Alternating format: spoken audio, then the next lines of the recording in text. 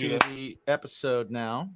That's how we mark them. Yeah, that's I get you. That's our thing. That's how he does it. We don't have the little thingy, so That's all you need. Now The thingy's just a fancy clap. it is, but it looks nicer. It does. It looks look cool. It does look cool, and you can write different We'll have to get things, one. anecdotes. We'll get one. We should get one. Okay, we'll put that in the budget for next year. Amazon. Amazon. Bigot! Bigot is my podcast! Bigot! Bigot is my... Bigot! Bigot is my podcast! Bigot! Bigot is my... So, everybody, today we have a show of firsts. Yes. We It's have exciting. our first musical artist who has sold over 1 million records. Woo! That's pretty cool. That's pretty That's awesome. pretty cool. Yeah. We have our first vegan. Woohoo! Also cool. Also very cool. I know this is going to shock a lot of people. Mm-hmm. We have our very first Canadian on Bacon is My Podcast. Our friendly neighbors to the north. Ladies and gentlemen, Josh Bradford of the band Silverstein. Sir, welcome to Bacon is My Podcast. Thank you, sir. Thank you for joining us. Man. Thank you for having me. It's quite the pleasure. Yeah, Awesome. Well, we'll see. We'll ask you again at the end if that's true. right. You're giving us a lot right off the bat. So, man, how you doing? How are you? First off, like, for those of you who are living under a rock or whatever, Silverstein, in terms of bands and the bands that are staying active during like the pandemic and the lockdown and stuff like that, these guys are really leading the way. Like even from like he's making faces. No, like even from the very beginning that you guys had that YouTube video that you did, the quarantine, and that was really cool. And I was me personally, I was like, man, we're all gonna have to do this. This is just something that we're just gonna have to do and figure out. Yeah, it definitely kind of like helped break open a door of ideas for like, oh, we're doing this, you know, right. We're members of two bands and we can't do anything right now. And we're like, well, we like to hang out and talk to people and stuff. Let's do this. Yeah. And it's really cool. What was it that like made you guys, how conscious of a decision was that versus what you were kind of doing anyway? Because we know like a lot of things have been heading online to begin with. Certainly things have been heading that way. And we are embracers of, what is new and seems to be gaining traction. Always trying to find new ways to embrace the fan base and hopefully, get in front of some new people too. But first and foremost, we are a touring band. We make records and we go on tour to promote them. And we like to travel a lot. Like we've taken this band to 45 plus countries at this point. We get around. That's primarily what we're all about. Yeah, like 230 days on the road per year average or something. It's not quite that anymore, but it used to be at least that. Yeah. Now we are maybe a little more strategic with where we're going and when, and there's more travel days in between to, facilitate our sanity. But we had just put out a new record right at the very beginning of the pandemic, like just before, days before it kind of all came crashing down. And so we were on tour promoting that. It was also our 20th anniversary tour, 20 years of being a band. Pretty wild. Yeah. So we were in like go mode. We were like big time celebrating our entire career and promoting this brand new record that I think, at least internally, we think is one of the best things we've ever recorded. I am nice. Wholeheartedly with you guys on that one. That the new record is a beautiful place to drown. It is freaking awesome, front to back, literally. It is awesome. I hadn't listened to it because I will admit to being a lapsed fan. I saw you guys years and years and years ago. I think on tour with Aiden. I believe but it was like early 2000s. And I really, the thing that sells me on a band is when I see them live and I see their like live performance. And I was a huge fan of your guys' live performance. And And but then over the years, I just kind of lost listening. Yeah. I wasn't around for a lot of it. I'd pick up things here and there. It happens. And once we knew that you were coming on the show, I did like a deep dive in everything. And damn, man, like the new album is really, really excellent. It really is, like front to back, excellent. But you guys have been putting out excellent music like all along. Yeah. You guys never stopped, which is thank you. Pretty impressive, man. Absolutely. Yeah, we've been going hard. We tend to do a new record every 2 years and then tour the 2 years in between. Mm-hmm. As I was saying, we put out this new record that we're very proud of, and like we were in go mode. Like 20 years of being a band, new record, let's like world tour, promote the thing, celebrate our entire career. And then like 10 days into the tour, just like, right. Very clear that this is not happening for at least a little while. We have to go home. We have to, try and do something because it is definitely go time.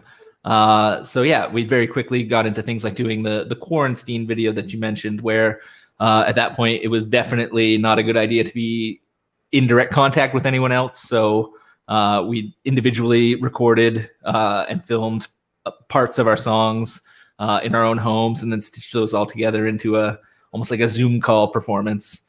That was the first thing that we could think to do. Yeah. You were one of the first that I saw that did that too. And then like a lot of people followed suit. That was a really cool thing. Yeah. It just felt like we were like on and ready to go and do this whole year of crazy touring, and to have it squashed like that, we still had a lot of creative energy and a lot of drive to get out there and do stuff. So any way that we could, we were going to. So we did that. We did another stream in the summer where we like things had kind of calmed down a little bit, at least in Canada, and we were able to get into a room together. So we actually took over the recording studio where we recorded A Beautiful Place to Drown, and did like a full performance from there. And then have recently done, another one. Out of This World. The Out of This World concert series where we did 3 shows. The one in the studio was a little bit like still full on rockin', but it was a intimate in studio vibe. Whereas the Out of This World virtual concert series was a bit more of a actual concert production, like with full on flashing lights and stage rigging and all that type of stuff. What I really love about the and this is kind of what we kind of adopted when we started doing the podcast and stuff, but especially with your live streams, is people are getting to see you guys, like your personalities and stuff like that, stuff that doesn't necessarily come out in a music video. Mm-hmm. And God, I love the skits that you guys did in between songs and all that stuff. The Out of This World stuff is awesome, like really cool, like mini mystery movie kind of thing going on. I think that's huge because it gives people the chance to learn about the people within the band, not just the band. And I think that people just they just connect with that. And you guys kind of led the way, and that's really inspiring for a couple of musicians like us too, because it's freaking awesome. What you guys have been doing is great. Thank you. So how did you, when everything kind of happened, right, and everything was kind of shutting down, and you found out that, okay, this tour is not going to happen right now the way that we want it to, how quickly were you guys able to kind of like circle the wagons and get into a positive mindset and be like, all right, let's just shift our focus and go in this direction? Did it take a while? Was it a difficult process, or did you guys just all kind of jump right into it?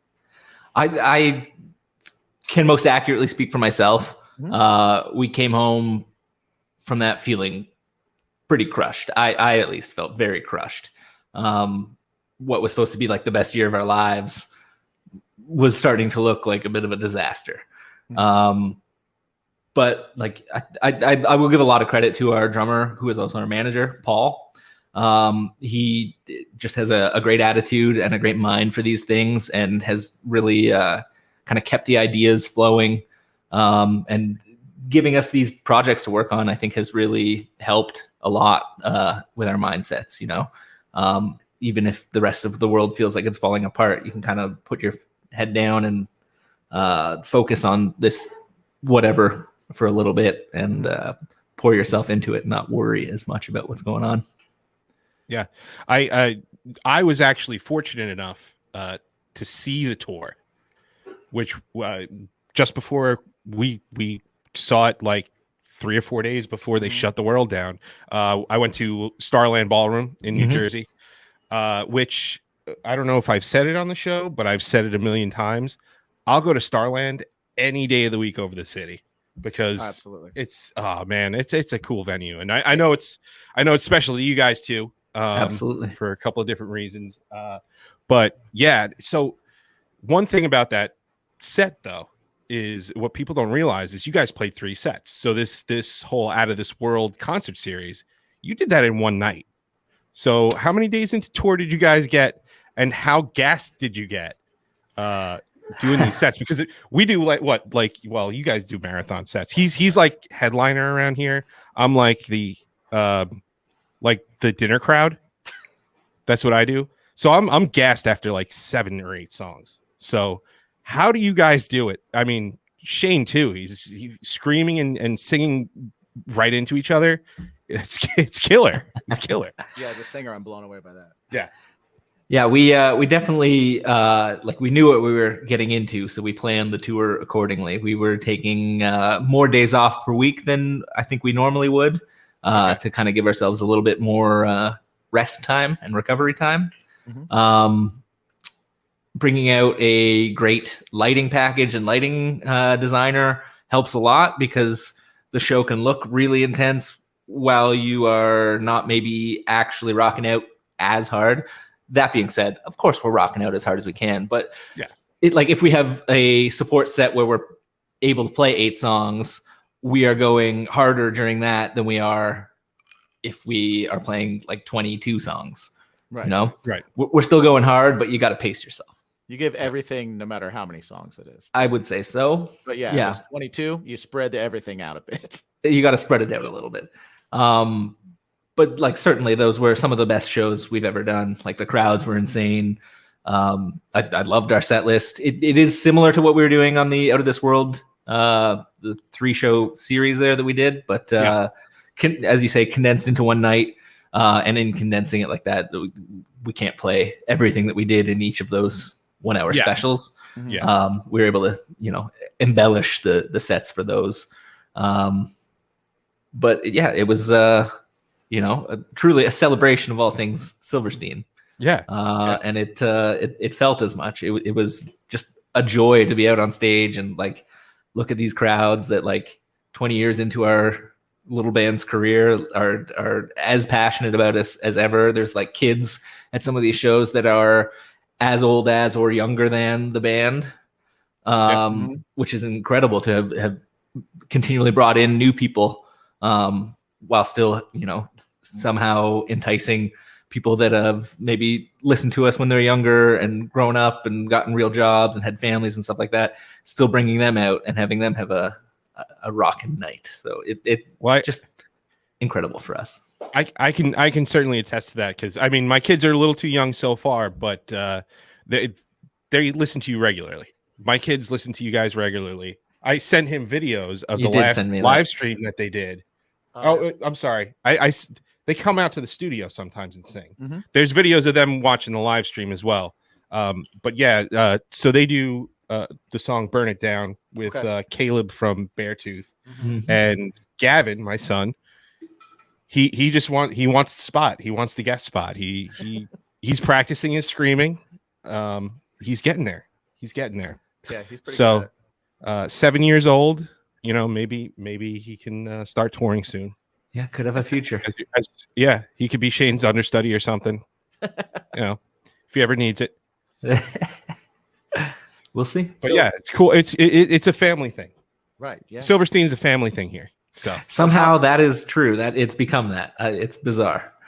Is that wild to you to see? Like, what do you attribute that to? I mean, one thing I could say is that you guys have, you've really found an interesting way to, you didn't change your style, but you've added different styles throughout the years, and you've incorporated all these different things to kind of keep everything sounding fresh, but it still keeps the sonic kind of attack that was always there, that like that punk hardcore melodic thing that's kind of always been there, and then these other elements have come in. So that's definitely one thing that's I can say has kept the band fresh to me listening through everything. But what do you kind of attribute that to? For you, what would you say? It's tricky. Good luck is gotta be at least a chunk of it. I was mentioning Paul, our drummer and manager earlier. He just is pretty brilliant and has done an amazing job, always embracing new trends as far as like digital mediums to kind of keep us in touch with potential listeners. I think, as you mentioned, like we've been able to not change, but adapt. I think one thing that has set us up well from the beginning is our sound was a little bit hard to nail down. It's always kind of had a variety of influences to it, and that you can discernibly hear when you listen. We have lighter, softer, prettier songs. We have full-on heavier, thrashier songs, and everything in between. So we've always incorporated a lot of different elements, and I think doing that has allowed us a lot more creative freedom without feeling like we were straying too far from what we do, because we've always had a wide variety. Right.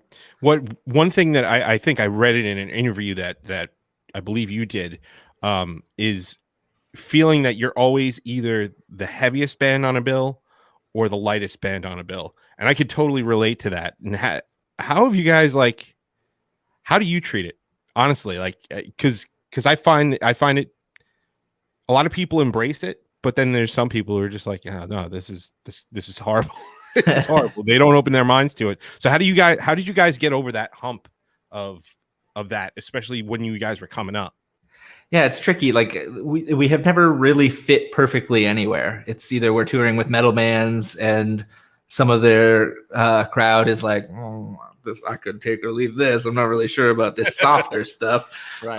Or we're touring with like more like pop punk acts, and some of their fans are like, whoa, why are they yelling at me?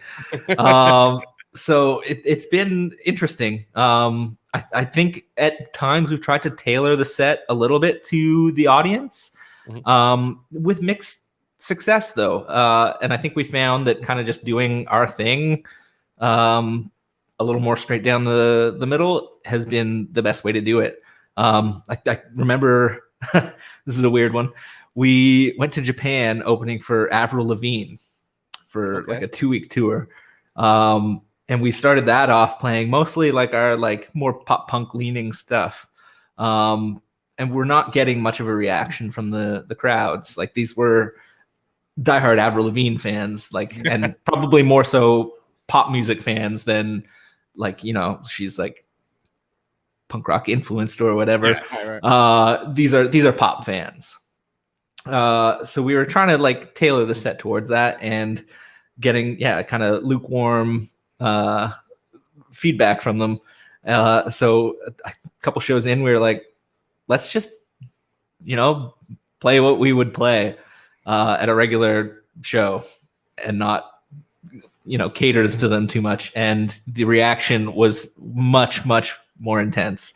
I think we scared some people at first, but like a couple songs into the set, whenever Shane would scream, the crowd would cheer. They were like, I don't know what this is, but I think I might like it. So I think, just kind of doing what you do is the best way to do it. You know, it's people don't necessarily like being pandered to. Catered to, yeah. I that makes a lot of sense, because you feel like there's no way you're gonna be Avril, like, for lack of a better term, Avril Lavigne enough for an Avril Lavigne crowd, because they have her, right? So just be you to the extreme and let it let it be whatever it is. Yeah. And on the other side of the coin, we've done some more like heavy tours where, you know, we just had to do what we do, and we get off stage feeling like, oh, they hate us. Like, definitely, we had a few beers thrown at us tonight. Right. That's okay, whatever. But you go to the merch table afterwards, and like dudes with piercing in their faces and like long black hair are like, I actually really like that. It's like, okay, cool. Like, right. Well, and you know what? You pick up those fans, and they're your fans for life, right? Too. You know, whatever fan is not in your genre that liked you at a show, it's like they're your fan forever. You know, because and like, that's why you do these support shows, right? Yeah, absolutely. Get in front of some different people that don't already know about you, and hopefully at least impress a couple of them so that they come to your show next time. Right. Absolutely. So as a band with like a huge catalog, right? You know, you were just doing a tour where, like you said, you had the whole lighting thing and you had everything kind of set up, and you were doing those three different sets. I'm guessing that those sets were pretty straightforward, like, and planned, because you had the lighting and you had everything kind of like had to work together, right? Almost not choreographed, but planned, right? Planned. Yeah. Do you prefer that as opposed to more of a loose, like, figure out your set? I heard some story about you guys using like a prize wheel in Alaska to pick a set. What do you personally kind of like veer towards? Do you like those like open, anything can happen things, or do you like the, you know, we've got a lighting crew, we've got this whole. Allow me to take the easy way out here and say I love that we can do both. Yes. The less structured sets keep you on your toes. Mm-hmm. And you know, sometimes things don't go so well because you're thrown into something that you weren't ready for. But you get better at being ready for it by the nature of that. And on the other hand, it's really nice to know like exactly what song is coming next, and you know, like how when you get a break to towel off or have a sip of whatever beverage. Mm-hmm. I love that we can do both. It's pretty cool. I'm you know, I've been a long time fan. My wife actually got me into you guys. She saw you back at Skate and Surf. That's how long she's actually liked you guys. But nice. I've seen you guys in both the, you know, the off the cuff like Warped Tour, kind of like down and dirty sets. Okay, we got 30 minutes, or 25 minutes, let's go. And then, you know, your latest tour, I think it's just one of those things where if you're a headliner, they're looking for a show. Right. You don't see a lot of I mean, maybe a little bit more nowadays, but maybe a co-headliner, maybe you know, but I feel like you guys have like this really nice package for your tour, your headlining stuff. Do you guys do that a lot with supporting sets, or, you know, like you just do more of the off the cuff kind of stuff? We'll tend to structure it a lot more these days, I would say.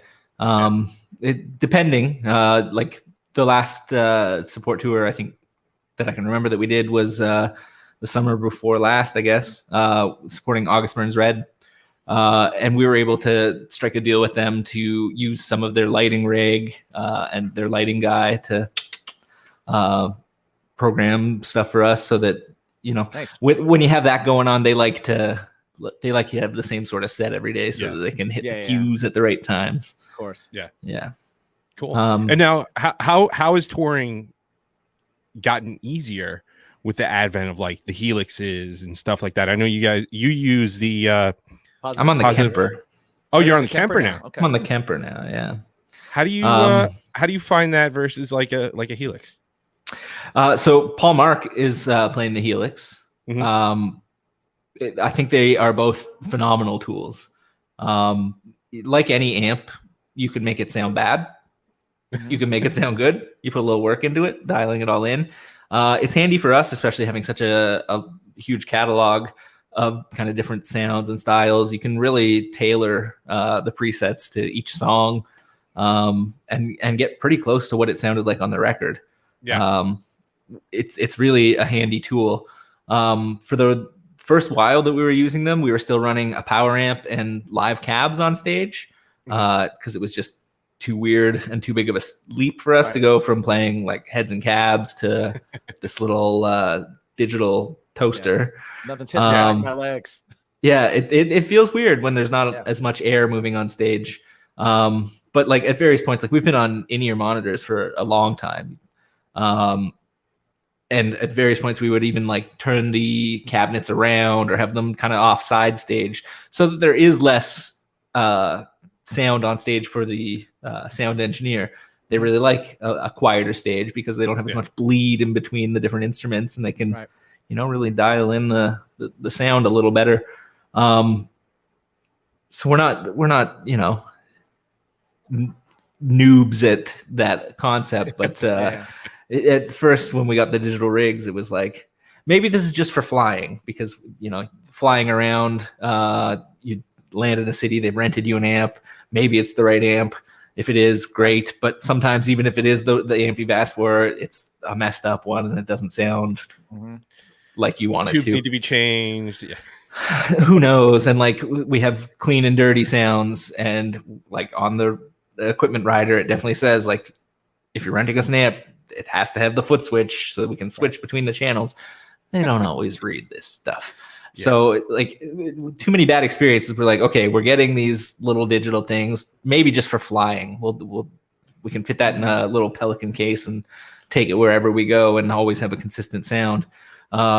But shortly after doing that, we were like, this is awesome. Because even the best tube amp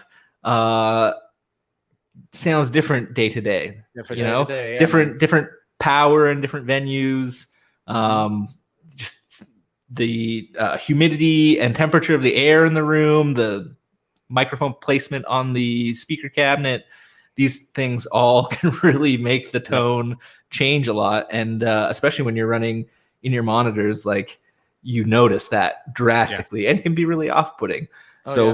Very quickly we fell in love with these little digital rigs and started using them all the consistency is king. We were both very very apprehensive, but he was the first one to take a dive into the Helix, and I was like, okay, well maybe I'll dump my effects and I'll get the HX effects, and so I did. I got that, and then very quickly I said I wasted my money. I should have just gotten the Yeah. Never looked back. I was doing the power amp for a little while too. Yeah, he had that going on.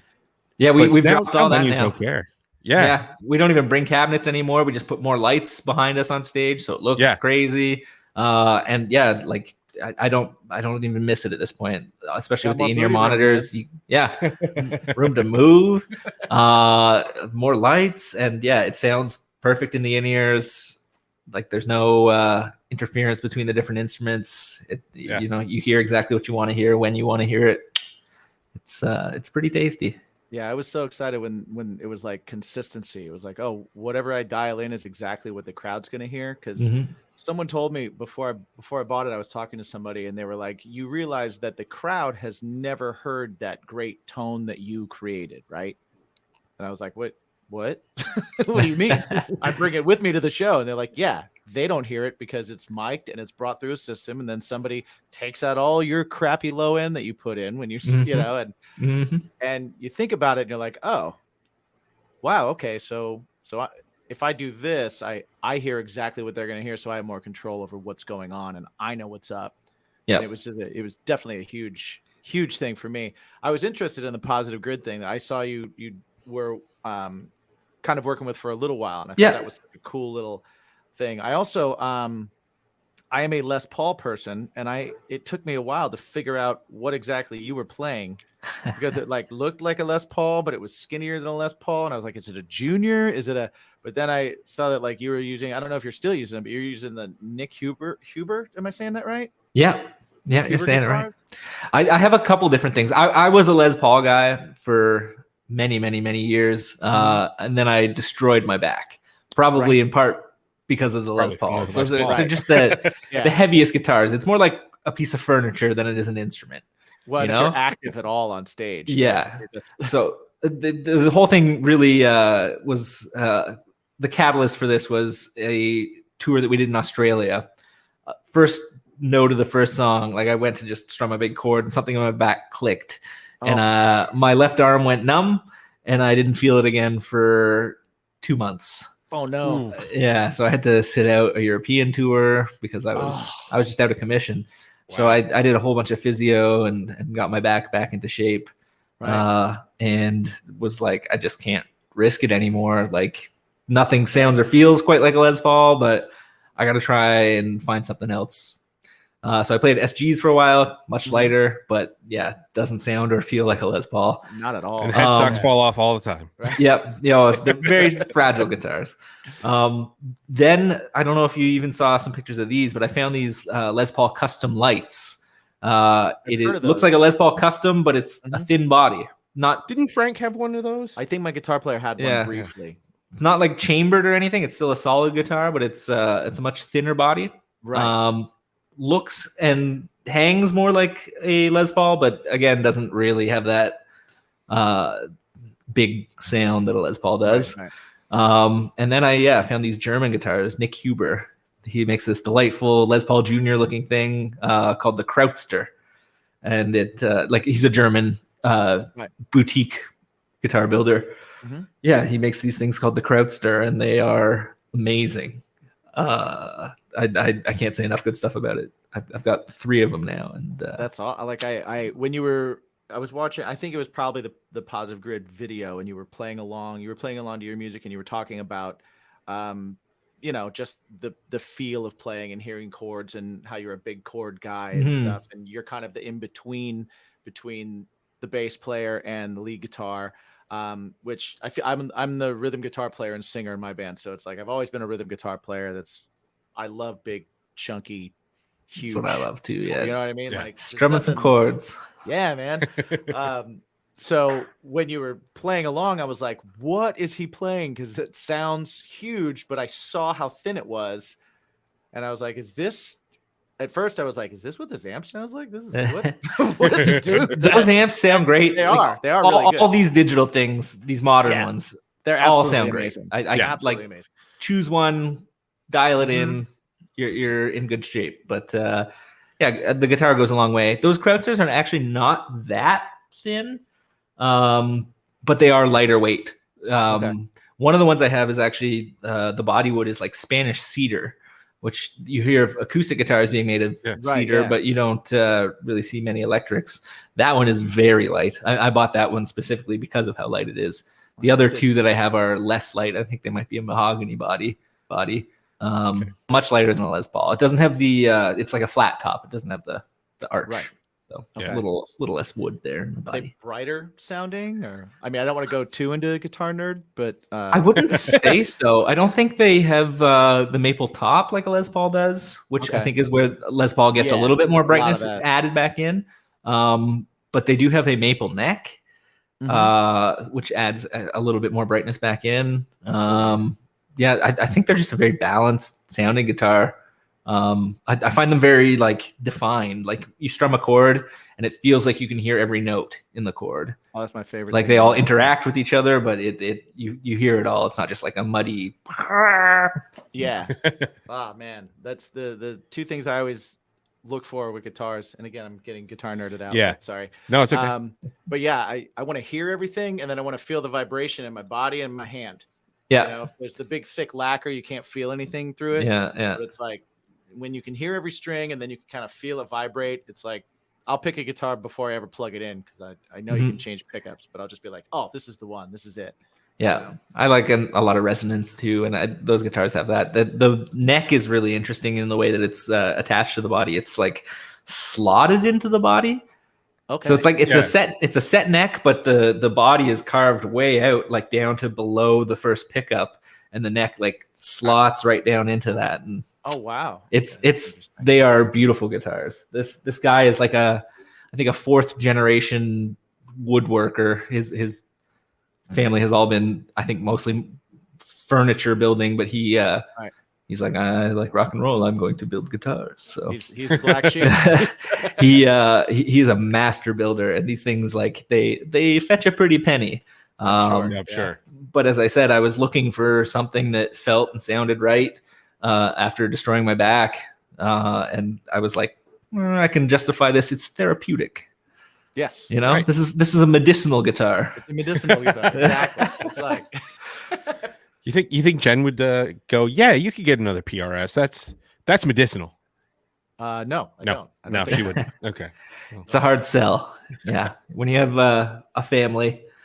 Well, I can say Josh said that playing a lighter guitar is better for your back. Well, I'll get one, and that'll be it. Yeah, I hate you. Cool. Awesome. Yeah. I had other I'm talking about guitars. I'm sure you had a million things. I could Well, talk about guitars forever, but we can talk Yeah. about. I anything. could. Sorry. No, so the writing process for you guys, I've listened to Shane's podcast for a while too, and he said that you guys do, and you don't hear this a lot from bands going in to make records.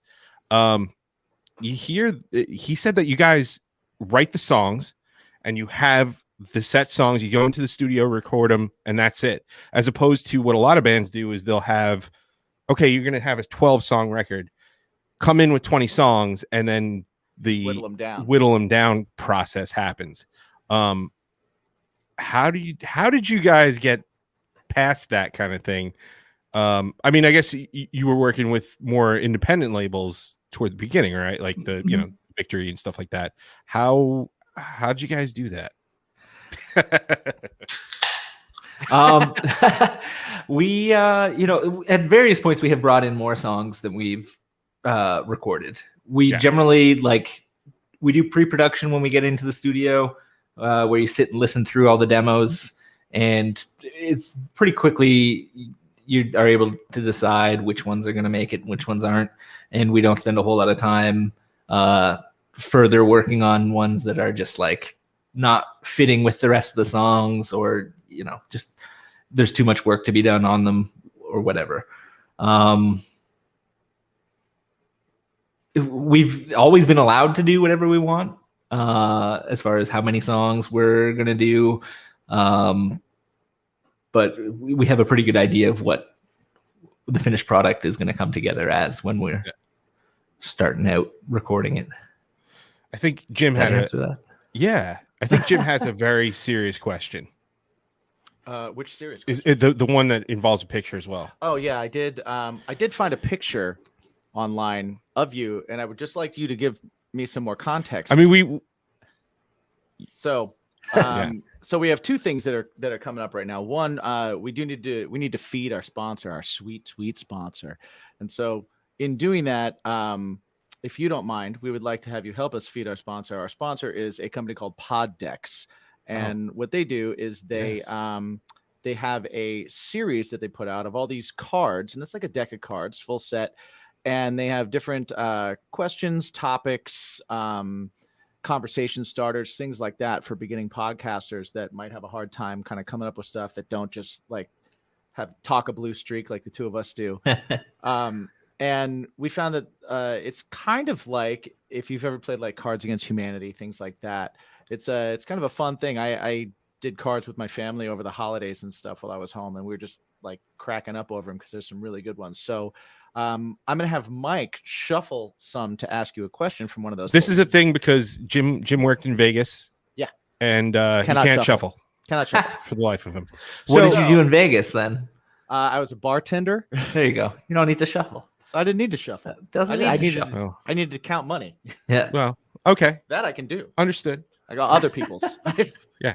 So while he shuffles, I figured that I would bring this picture up. Now, this isn't going to do anything for our listeners of the audio version, but maybe the ones we'll on put Stranger Hood TV. Maybe we'll put it up in the description or something. But yeah, we can do our best to describe it too. Yeah. So this is a picture of you. Oh yeah, the chef, barbecue chef. So it's a picture of you, sir. I'm going to assume it's shirtless only because you've got quite the apron on. Man in the Grill. It's a sweet hat, sweet sunglasses, and a red Solo cup. I'm going to assume is a tasty beverage. This is a tasty beverage for sure. Can you give me some? It looks like you got a. I'm looking behind you. It looks like whatever trailer you had also had some AstroTurf in it, like a little golf course with this. Yes, chair. indeed. What is going on here? What is this photo? I'm so glad that you asked, because this really takes me back to brighter days. This is this is our trailer setup on Warped Tour. Most of the time on Warped Tour, at least when you're in one of the, I don't want to call us one of the bigger bands, but one of the bands that has enough clout to get space on one of the trucks that rides with the stages for your equipment, your trailer is relatively empty. I think we keep merchandise only in it. Basically, you get to the first day of Warped Tour, all your gear gets pushed over to the stage the first day, and from that day on, it rides on a truck that is just behind the stage when you wake up in the morning. Oh, that's much fantastic. Better than. Yeah, if you've been to Warped Tour, you know that there's some parking lots and like gravel pits and muddy. I've also toured with a trailer, so that's fantastic. Yeah. So it saves you from having to push all your equipment across a field in the morning when you get your set time. So yeah, we have this empty trailer and so much day to hang out, because sometimes on Warped Tour you play at noon, sometimes you play at 6 p.m. You never really know what you're going to get, but there's either way a lot of day to contend with. So we bring quite the lounge setup. We've taken to calling it the backyard, as it is behind the bus. So as it looks like one. I like it. So the trailer has that kind of drawbridge type of door that comes down. And we would put something under the door that would make it level, so it wasn't a ramp anymore. And we put AstroTurf on that, and that was like our lawn in our backyard. And you can hang out there because some days it's asphalt, some days it's gravel, some days it's muddy. Never really conducive to a comfortable hangout. But now we have like a nice lawn to lounge in. And you put your chairs up there. Sometimes, you spread out beyond that, but at least you have that. Right. You bring a grill, you bring a boom box. At night, you don't have to drive to the next city until pretty late some nights if they're close cities. So you have a barbecue after the show. And I think we got known for being, having a pretty nice setup and being nice Canadian gentlemen, so people were always dropping by the backyard to grab a beer and a burger. That's fantastic. I believe in that. You are right that I was not wearing a shirt under the apron. I might not be wearing pants either. I remember Warped Tour can get hot. Yeah, Warped Tour does get hot, and I remember them goading me to just bear it all with just the apron for the photo. I can't remember if I did it or not, but I will say it's a very sunshiny day. Beautiful. But you are not a tan person in this photo. He's Canadian. I probably am from the elbow down. Yeah. You've got some from you got your short sleeve tan. So I can bit imagine of a farmer tan going this was early in Warped Tour. It may have been. It may not have been. You might have gotten more of a bronze god tan. I don't go shirtless a lot. I would probably have an apron tan, if anything. Yeah. Right. But it's the sort of thing where you're out in the sun all the time, and wearing a shirt, even if you don't wear it all the time, you're going to end up more crisp on the extremities than you are on the torso. Indeed. Some people do really make a go of trying to keep an even tan. They wear like the little booty shorts and nothing else to try and expose themselves to the sun and keep it even. But I am not that guy. I did spend more time with my shirt off and my shorts rolled up than I ever have in my life on Warped Tour in an attempt to mitigate the farmer's tan. But it's once it starts, it's really hard to. It's hard to reverse it. Yeah, I can't. You start putting lotion just on your forearms, right? Hoping they won't get any crispier and the rest of you will catch up, and it just you don't get there. Never seems. There's always that nether region between that never quite. It's either a little too much or not enough. Yeah. So, getting back to paying the bills. Yeah.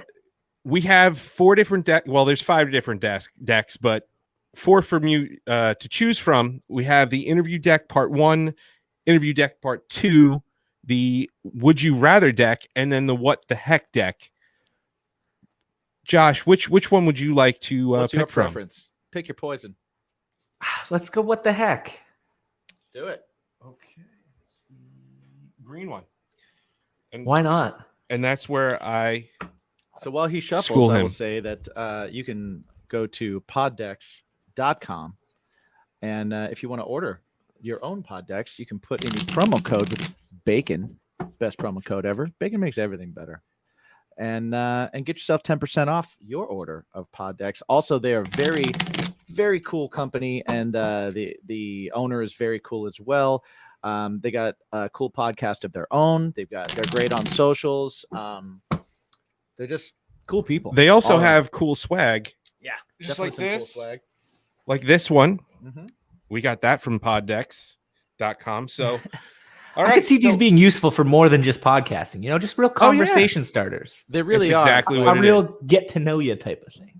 Yeah. Yeah. As a bartender, I'll once I'm allowed to bartend again in life, I will be bringing a deck with me to work just to help people out that I see could probably use a better way of talking to each other, because that Yeah. happens a lot at bars. You're like, man, You guys are awkward. You should use some cards. You need a helping hand here. You need a cue card, my friend. So what I'm going to do is I'm going to hold this up and I'm going to put my finger across and you just tell us when to stop here. Ooh, stop. Okay. Here, you can read the question. All right. Oh, all right. Describe your sense of humor in just one word. Nonsensical. Good word. I like it. Good Is word. that a word? Real word? It is now. If I Yeah. understand it, it's a word. Yeah. Great. Yeah. I'm in. Yeah. I think I've used that before. Yeah. I like utter nonsense. It makes me laugh. It's not too far off from where we are. I'm fond of nonsense. How's your feeling about South Park? I'm a fan. Are you a South Park I wouldn't say I'm caught up. I'm not I'm a bad fan, but everything I've ever watched, I've thought, man, these guys are clever. It's like one of those shows that it masquerades as, maybe childish, right? idiotic type of stuff, but it's like they're sharp. Yeah. They're making Yeah. points. They're making They points make some in there. good points there. Yeah. So we are two like friendly bands. We sort of friendly. Like back like 12 years ago, Friendly rivalries. we used to prank prank wars. each other Yeah. a little bit. I shrink wrapped his van. Classic. What did you guys do? we Nobody remembers. We duct taped Um, them into their so- studio while they were rehearsing, and they couldn't get out. Yeah, and And then then when they came to our room, we were dressed in skin tight leotards just to make them all question why. yeah, there was also they had a show very late in the middle of the week in the city, and they came back in the studio we were rehearsing in had the two doors back to back, and we filled those 2 doors with ball pit balls. Yep. And they were unloading their 2 gear in the at morning on a 3 Tuesday. yeah, Open 2, the 3 in the door, morning. just ball pit. Yeah. So Excellent. we've heard the stories about you guys and Beartooth kind of being like buddy bands, Silvertooth, if you will. But so what band are you guys like that with, where you guys will do little ribs here and there? Oh, geez. Nothing's coming to the top of my mind. We used to really be into the pranks, especially like the end of tour prank, last show type of thing. But I don't know. We've really fallen off on that. I think I don't know. You get to a point and it starts to feel like the shenanigans could interfere with the audience's enjoyment of the show, which is like kind of first and foremost what we're all about at this point. So I think we've maybe stopped pranking in hopes of not getting pranked ourselves. Well, Okay. I did hear something about Sia-ing. Oh, the old Sia. Not really a prank so much as a late night, I'm hungry. Yeah, basically the rule is if there's something in the fridge that doesn't have a name written on it, that's fair game. That's anyone's to eat. And then, after a few drinks, real late at night, when you get the munchies after the bar, just about anything feels fair game. And it can be made officially fair game by just declaring it so, by stating the name that you read on the food and saying, see ya. So, yeah. Bill buys a lot of really nice, expensive, fancy groceries, and the see ya Bill is one of my favorites. We have a song about it on Short Songs. I was going to say, yeah. Not That's really great. a prank. We used to prank. It used to be silly string getting sprayed on people. Yeah. Definitely like harmless things, like while the other band is on stage during like their last song or whatever, everybody runs out with a guitar and pretends they're playing. Real light stuff, Mm-hmm. Nothing too crazy. I'm sure there's These guys tried stories I'm to forgetting. fill our cases with packing peanuts. Yeah, we did fill in between When we their were on doors this- with packing peanuts. Yes, they did do that. And our own demos. Oh yeah, that's right. Your demos. That's right. But yeah, the one that I wanted to do so bad was those inflatable rafts, those automatic inflatable rafts. Is I wanted us to just throw it up there, pull the cord, Right on stage. and then run up there in like Gordon's fisherman jackets and pretend we were fishing on stage. And it just never happened because bands break up. Right, yeah. He thinks that means that we conceded in the prank war, but Well, I think otherwise. My band's still active, yours isn't, so therefore I won't. Right. Well, okay, so one thing I will say is you guys have only replaced two people in your whole thing, your whole 21-year span as a band. Which is huge. That's pretty amazing. Crazy. And it's only been one position. Mm-hmm. This guy's replaced all of them in 12 years. I'm not as lucky. You got to do what you got to do. No, but how do you guys are you guys still as close as you were 21 years ago? How do you guys tolerate each other after this this long? I think we try really hard to treat each other with respect. At the end of the day, we all that's where it goes wrong, right? That's where I did it wrong. We all care a lot about doing this, and are still having as much fun as we ever have. It's different fun. Like the adventure of it is maybe less than it was at the beginning. It's a lot more calculated now, but it's more comfortable. So, not a real big trade-off there. But yeah, just like looking out for each other and treating it like family. You're gonna have good days and bad. Sure. Everyone is, and you hope that they will accept and respect those moments of yours that are maybe less than perfect, and you treat them the same. Like kind of try and help somebody through a difficult time, and or just give them the space they need when they're dealing with something, and not taking anything too personally. Just as a band that's on the road as much as you guys have been on the road, close quarters. You're right constantly, there. You're right there through everybody's everything. So that's a big deal. Yeah, I think we have always cared about doing this more than anything. So it has been fairly easy to kind of keep our eyes on the prize and stay motivated. Yeah, just being kind and respectful to each other. Yeah. Well, I know it's tough, like people that are listening that are in bands and band members and bands that we know and stuff like that. There's always those times where another good example is back to when the pandemic started and everything had to kind of come to a halt and you had to find a new way to do something. You're going to have, people that maybe don't see the vision or aren't sure of it. And then other people that are spearheading this or have a great idea. And you really need to kind of rally around that and kind of back somebody else's play, get out of your own way. Sometimes it's all kind of about doing that, Yeah. kind of that partnership thing.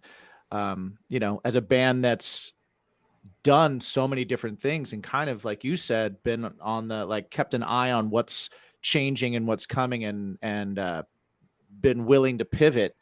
Have you found that to be just kind of an easy thing that you guys have always been able to just do?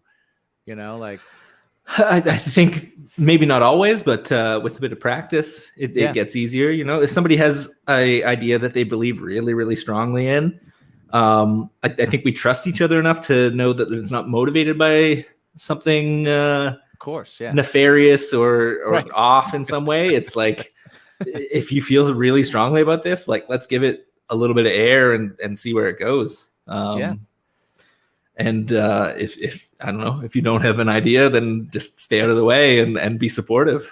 Right. And like, be critical, like, listen and give feedback and try and embrace it, but, you know, with whatever constructive adjustments you can think of. But yeah, just all kind of being involved in the process of trying to figure out what the next step is, in whatever way. You know, don't want to have too many cooks in the kitchen, Right.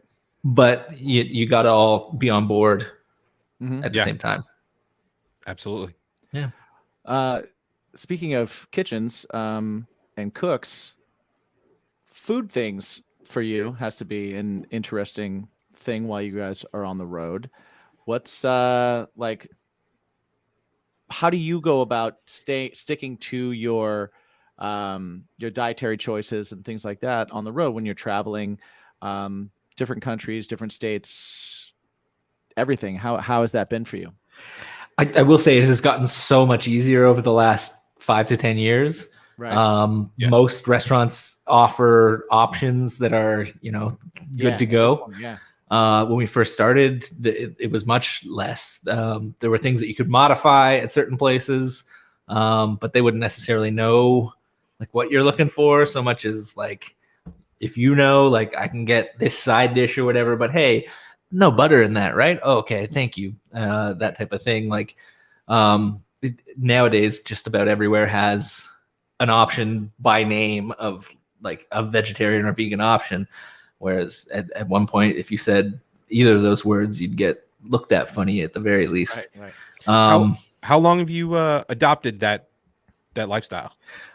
Close to about 20 years. Yeah. Okay. So almost the whole time at the Yeah. beginning. Yeah. It has gotten very easy. It very much went from, like, just ordering a whole bunch of side dishes at a restaurant and specifying, like, hey, can you try not to put butter on that? And, like, that's not cooked with chicken stock, is it? Like, Right. all that type of stuff to like, either places that serve everything having options for us, and just the advent of vegetarian, vegan restaurants being much more prevalent and accessible. Like, just about every town has one now. And that is one of the joys of traveling as a vegan, is to get to go to all these different vegan restaurants that have maybe, like, a specialty that no one else has thought of somehow. And you get to have all these favorite spots that, you know, you're coming back to next year or, like, 6 months later.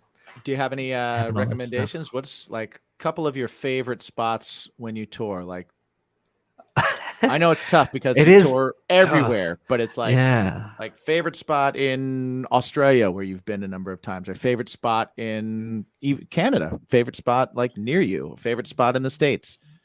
I'm the worst at this, because I always start drawing blanks when people ask me specific questions like that. Okay.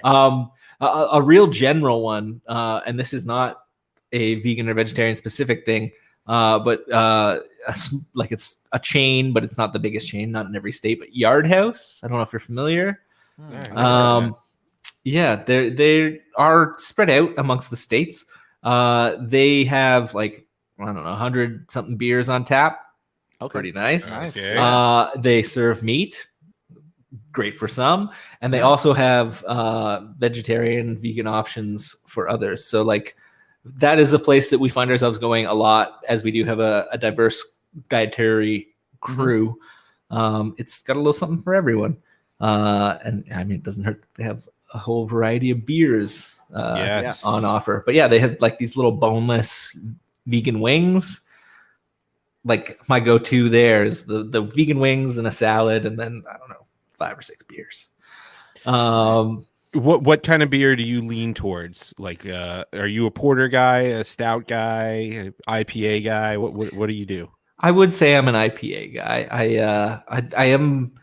I don't like to be snobby, but I am a little bit snobby on that. It's all right to be a little snobby. I think as craft beer has exploded, Right. just about everybody makes an IPA, and a lot of them are not good.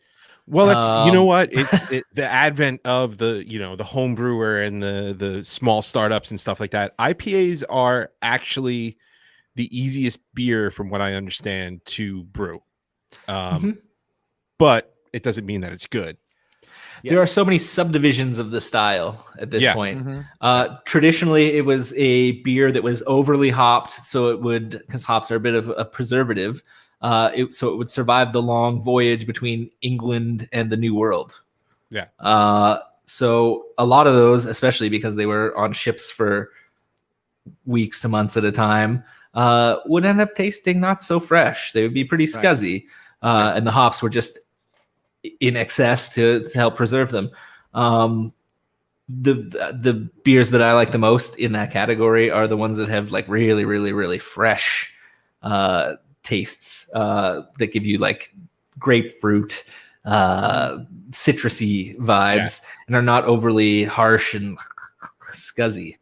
My favorite style as of late within the IPA world is like the Northeast or New England style IPA that is generally unfiltered. So if you pour it in a glass, it's super hazy. It looks more like orange juice than beer. Right. And they are generally very sweet and juicy. That is my favorite thing these days. But as it has become popular, there's breweries attempting it that are just not executing it that well. So, you got to try a few duds before you find the good ones sometimes. Yeah. But hey, that's half the fun, I do like dark beers as well. Okay. But I do find them more preferable in the winter months. Yeah. Makes yeah, sense. naturally. Nice little warmer.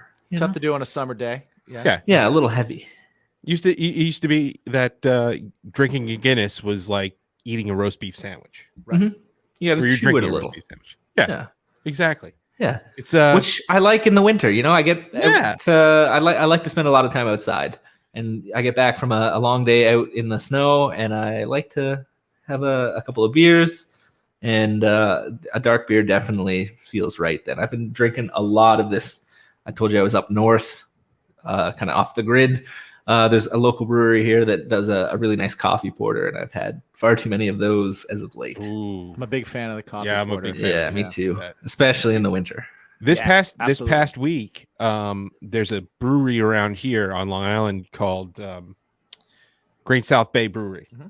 They just put out a breakfast nook lager, and I was really surprised because I'm not usually a lager person. Yeah, I'm always darker beer and stuff. And when you have like flavors in a lager, it tends to get like bland and kind of. The first sip is like, oh, this is good, and then by the third or fourth, you're like, okay, I'm over this. But they make a very good breakfast nook lager that is it's cinnamon toast crunch. My goodness, it is incredible. Yeah. So that was my jam for this week. Yeah, I saw your picture of that. You threatened me with a picture of that, but I haven't seen any since then. Yeah, they're gone. They're long gone. Yeah. Yeah, We got 2 lagers. beer drinkers out of the house, so Lagers are tricky. It often feels to me like the best ones are the big domestics. Just an easy drinking, crushable beer. Like just mowed the lawn on a hot summer day and you need some refreshment. Yeah, I'm a big Yingling fan too. Yeah, for sure. Or a Sam Adams or something. That's what it's. I feel the same way, where it's just kind of like, oh, this is the 7-Eleven beer. Yeah, I'll go grab it in a gas station. They have their place. As much as I can be snobby, I really do enjoy some down and dirty, regular old fashioned brewski. All right. So what's your favorite down and dirty? Is it the High Life? Is it the Rolling Rock? What's your jam? But I'd like actually tend towards Mexican beers. I like Tecate.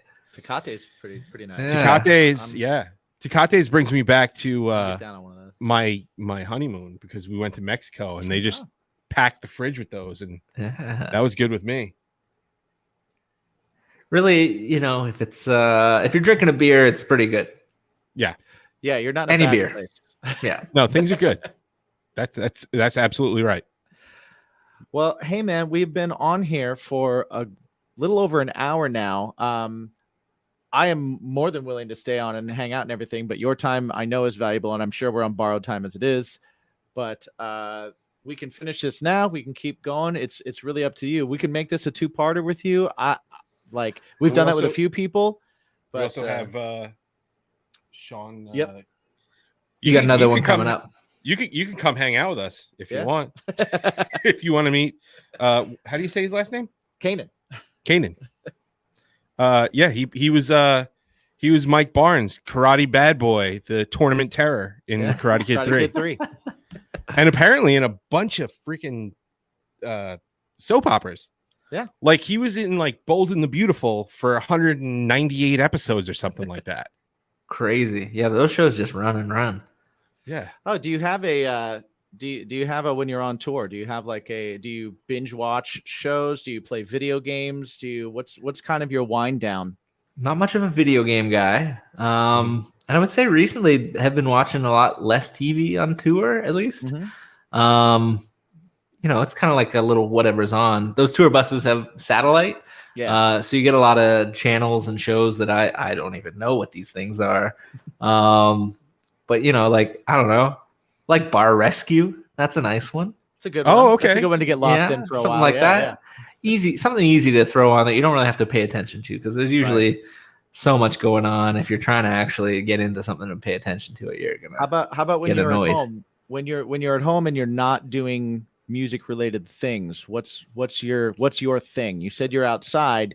Do you a ski? hiker? Do you hunt? Do you hike? What's your thing? I really do love hiking. In the winter, it turns into snowshoeing. Yeah. I'm an avid snowboarder. This year has been pretty squashed for us, though. The lockdowns affected our ski hills here. Right. So have only gotten back out in the last week or so. That's been a bit of a bummer. But I'd like to just be outdoors doing whatever, walking around, looking at nature. Have been watching TV a bit too, though, in the evenings. It's pretty cold up here still. Rewatching comfort shows like The Office and nice, yeah. Another one you can always put on. Yeah. I have checked out a whole whack of new shows during the pandemic, like obviously like starting with like Tiger King and kind of like documentary reality stuff like that. I do find, though, a lot of the shows that are getting made these days like grab you for at least a few episodes, maybe for a season, but then they really peter off after that. Yeah. I just watched You. You seen that on Netflix? We watched, yeah. It's like a guy that's a bit of a, I don't know what you call him. I'm not He's a serial killer. A clinician. Yeah. Maybe he's a serial killer. It's from his perspective, so he seems like a bit of a sociopath for sure. Yeah. A romantic sociopath. He wants what he wants and kills those that don't give that to them. Yeah. I just went through first season fine. The rest of it's been difficult. Yeah, I just went through The Sinner. Oh yeah. I'm halfway through season 3. So I started the first season of that and I got maybe halfway through it and I was like, this is pretty cool or whatever, but I don't know. It gets wild. It gets slow in the middle, and then you're kind of like it gets wild at the end of the second season. The second season was great. What I like about it is that it's still got Bill Pullman, but then it's like a whole different case. So every season is a different case, right? And I like that. I like that concept. I do and I don't. It's like I hate getting invested with a character and then the show continues on and they're just gone. And like the whole show is kind of different. The first season of that was what's her name? Jessica Biel. Jessica Biel. Cora, That's the name that I was trying to think of. Yeah, so I was fairly into that, but I don't know why I stopped watching. Just so many things I'd start watching, and then I guess maybe I even forget that I've been watching it, and I try and start something new, and then I get enthralled in that for a hot minute before it loses me. But yeah, the old comfort shows like The Office, I can keep coming back to, you know? Yeah. Before we got on here, I was setting up The Office here again, and was watching some Parks and Rec. Another just good one. Yeah. Comfortable thing to throw on. Throw it on, and doesn't Easy matter watch. what episode it's Easy. on. You're not lost. No. Lost was a good show, but definitely not a comfort show. For a while it was. Yeah. Exactly. For a while it was, and then I don't know, I got the plug pulled or whatever, and they had to wrap it up, and I didn't feel like they wrapped it up all that well. No, I feel like they kind of like didn't know where they were going. Yeah. And they're like, "Oh, we got to end this. Yeah. How do we do it?" Dead. It's like every episode left you with more questions. Yeah. And then they had to just tie it all up, and you were like, "But what about all this stuff? You never explained it. Why did you show that to me?" You know, a show's good when the finale leaves you with questions. Yeah. You're like, "Wait, what?" But it's done. So Josh, are you a Dexter guy? I did watch all of Dexter and like that one. Yeah. Are you excited about the continuation? I mean, at first I was like pretty indifferent on it, but it does make sense because that ending again was not the best ending. So like, okay, I guess it was not an ending. It was to be continued, and that feels better than leaving it on that note. Yeah. Yeah, I'm absolutely no spoilers. I'm excited about it. Yeah. It was good. Oh no! Yeah, Oh, sorry. No. Yeah, sorry.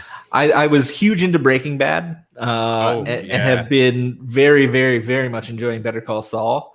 I can't wait for that to come back and for them to tie that one up. Oh, get into it. Yeah, I heard that they're. Well, I think I watched the first season and a half, and now there's, from what I understand, they're very close to the beginning of Breaking Bad. Yeah, I think they are coming close. And Gus Fring is in it pretty frequently, and Gus Fring is probably the best television villain ever. He's a pretty evil dude. He's awesome. Yeah. If you liked Breaking Bad, I would say that you would love Better Call Saul. It maybe is a bit of a slower burn, but you know what it's building towards. Yeah, and I am just so thrilled to have any glimpse into that world because of being such a fan of Breaking Bad. Did you see El Camino? I did. I didn't love it. It pains me to say, but I don't know if it was just I don't know if it was overly hyped or just in my mind it should have been more. I wanted so much more from it. You know, you see the beginning with Skinny Pete and Badger, and then after that, it just kind of peters off. Yeah, it was real. I don't know. Blah. Yeah, yeah, it was okay. So, I never saw that. So. Don't. Yeah, I was again happy to have a glimpse into that world again, but yeah. If you want to just see Skinny Pete real quick, you're good. Okay. All right. Yeah. So. All right. Well, I mean the only real question that I had left in my written down questions for you was is there anything that maple syrup is not good on? Was really I was building this entire interview to that question because I felt like that was really what we were all trying to get to. I mean, I can't think of anything that it's not good on. Because for me, there's absolutely nothing it's not good on. Do you ever have it straight? Just yes. Like I am not proud. You know what? If like Elf, yeah, my wife has caught me drinking it straight out of the bottle before. Oh, it's so good though. You know what I should get? I should get the maple product. No, you shouldn't. Yeah. Have you growing up? Did you ever do the spigot in the tree maple syrup thing? I remember I did that. Absolutely. I lived in New Hampshire for a while. Oh yeah. And we went and did that. So that was You did your own maple syrup, right? Yeah, it's a treat, It tasting really is. tasting the sap right from the tree. It's Oh, man, just it's bleeding mapley. a tree. Yeah. Just bleeding a tree. It's almost I like never did the seltzer like the LaCroix of Right. maple syrup. Maple syrup. When you get yes. the sap right from the tree, it's like maple syrup light. Yeah, It's fantastic. I've never done it before. I got to do it. You got to Oh, do it. yeah. I have to You do gotta it. do it.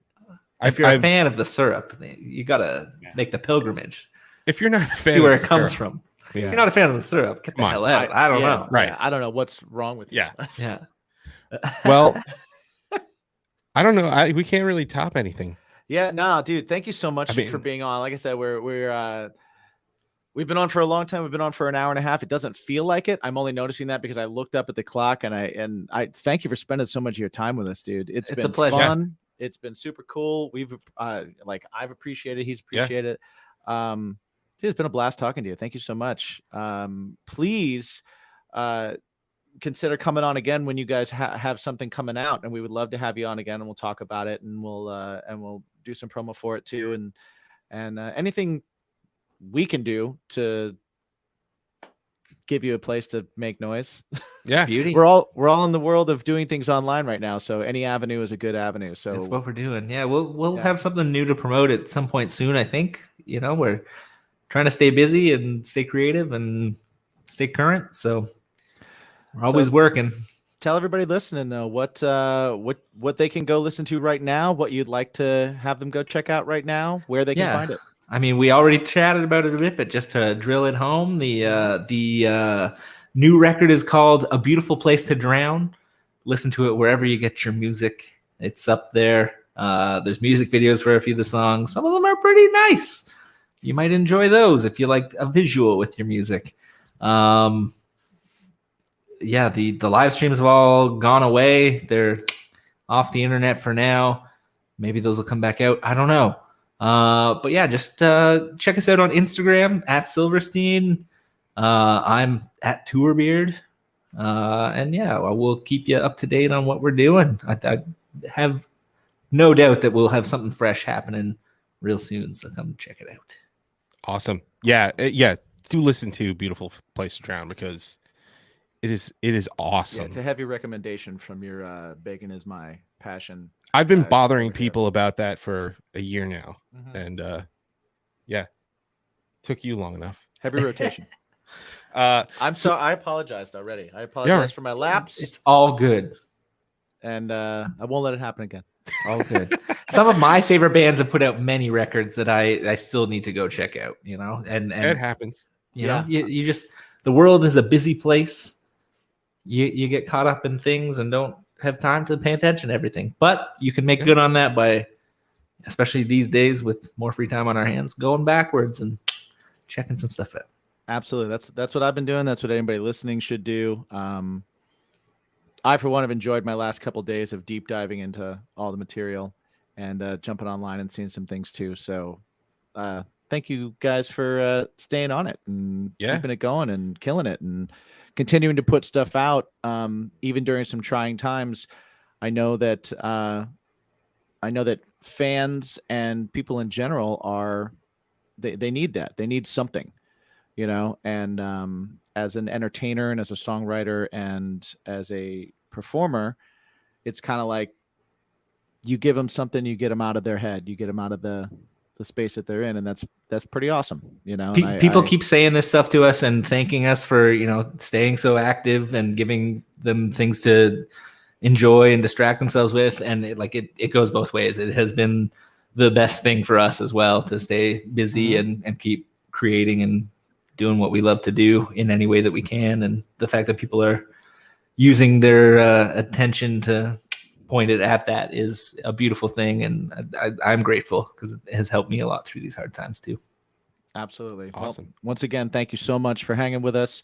And I hope you guys enjoyed it. We're going to have links to everything in the description so you can check out. We'll just have links to wherever you guys are, everything. We'll have links to the Spotifys and the Apples and the places, the stuff online. And of course, you can catch Jimmy at all of his things. Yes, you can catch me Instagram, Jimmy G's Shoes. It's a lot of pictures of my shoes places. I am Craving Strange is the band online, cravingstrange.net. You can find me there. You can find Mr. Wayman. Yes, at me, my own self, Mike, at all the social media thingies. And then my band, Something Heavy. We got some new stuff in the works. So hopefully soon we can have a little bit of news about that. Yep. And you can catch us every single Monday here on Bacon is My Podcast. You can jump on baconismypodcast.com, grab yourself a t-shirt that says, "What is your bacon?" Because bacon is just our metaphor for love and life and whatever it is that makes your day better. So always remember hashtag what is your bacon. And I will say, Josh, after speaking to you for this time, I will say that, man, it's hard to nail down what your bacon actually is, because music's your bacon. The outdoors is your bacon.